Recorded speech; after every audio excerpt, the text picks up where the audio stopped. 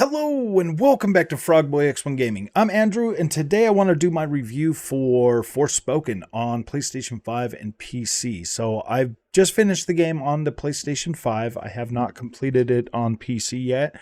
I would like to give a shout out to Square Enix for providing review code for the PC version.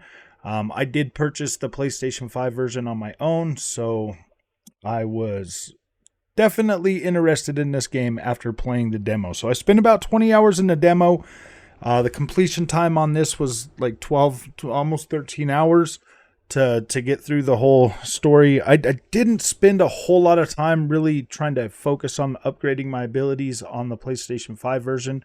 I basically just wanted to complete the game so that I could get a review out for you. I still intend to go back through the PC version and recomplete everything. That's the version that I was really focusing on building my character and exploring and doing all of that and taking my time. So I'm going to keep it that way.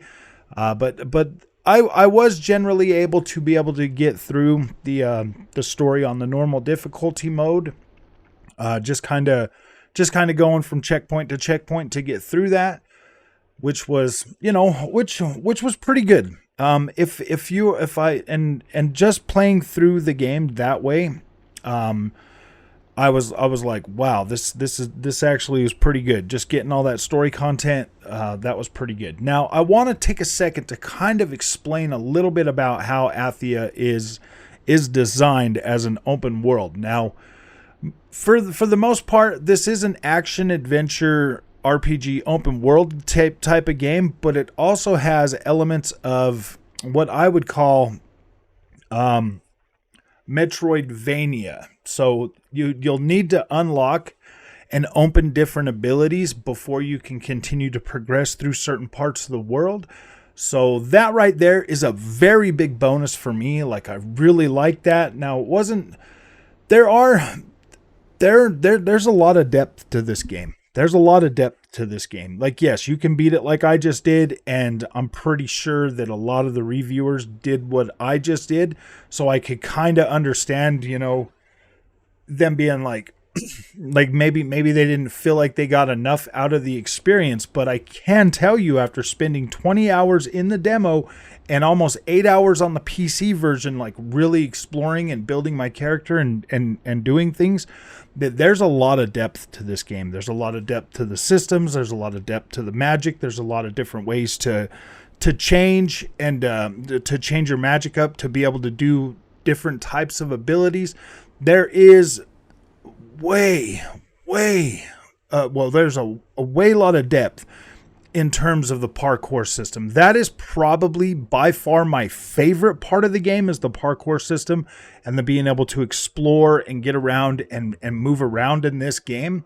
It's incredible.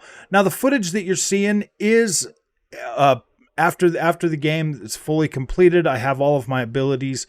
I could pretty much do and go anywhere I want now, because after you beat the game, you still get to run around through Athia and explore and have fun and do all the other side stuff that you haven't completed yet.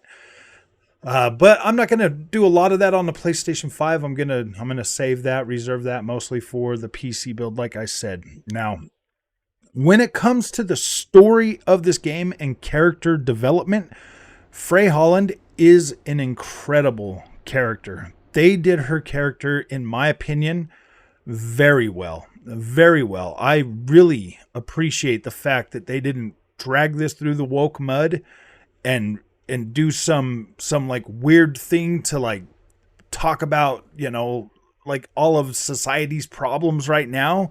They're everything that has to do with this game is from Athia. It is from Athia. It doesn't have any like it feels good. The fact that like I'm a New Yorker and I'm stuck in this world, with a bunch of people that like I'm here, trying to help or whatever, I mean, like, you don't come into this like thinking, I like how they wrote Frey's character. I really like her. Tough, your little sidekick thing, the one that you banter with in this game. I never found it annoying. For the most part, most of it's like helpful information and pretty cool stuff. There is like sometimes when they'll just like say like pre-recorded tracks, over, not like over and over and over again, but they do say the same thing, pretty often. It's not too bad. But then there's a lot of stuff in there where like they're talking about certain things. You'll like talk to Cuff about the world of Athia, and he'll give you like some lore and some stuff like that. And it's pretty freaking cool, actually. Like I really did like it. I felt like the story was compelling enough to be like, yeah, dude, that's pretty good. Is it like the best story out there? I think it was pretty dang good, man. Like, this is definitely up there with a lot of the good stories in video games today. Like the characters in this game are cool. They're compelling. They're interesting. The dialogue, it is great. Now, I've seen a lot of people pull a lot of, because Frey, in my opinion, she's not like a super complex person, but like she wants to be a good person.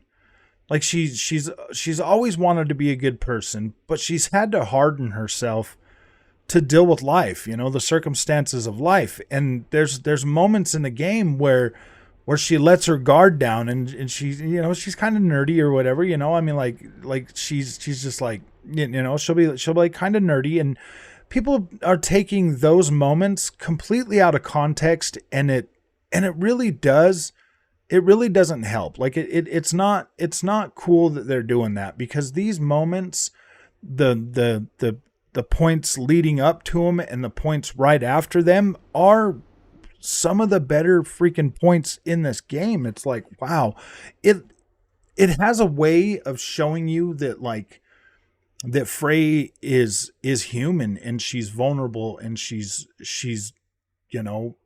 unsure, and she's trying to do things, and like the power that she gains because of so the magic powers, she feels like she's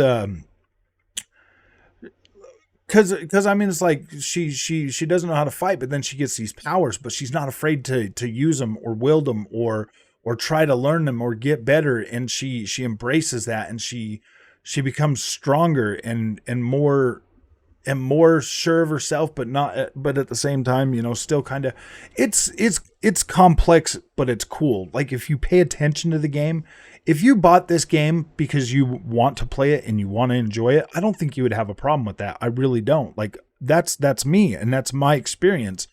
I wanted to play this game. So the fact that I enjoyed it because I put the time and the effort and everything else into learning some of the story and learning some of the lore, and just generally wanting to be in the world, probably definitely helped my experience and made it way better.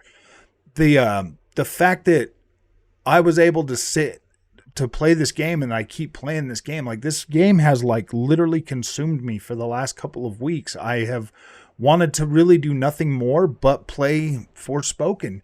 And now that I've completed that story, now I can kind of, space out and kind of move on to other stuff and just tackle that, that open world exploration and all of that stuff whenever I want to. I don't necessarily have to just sit there, but man, I do like this game, and I just want to keep playing it. This is definitely a higher quality game than a lot of people are giving it credit for.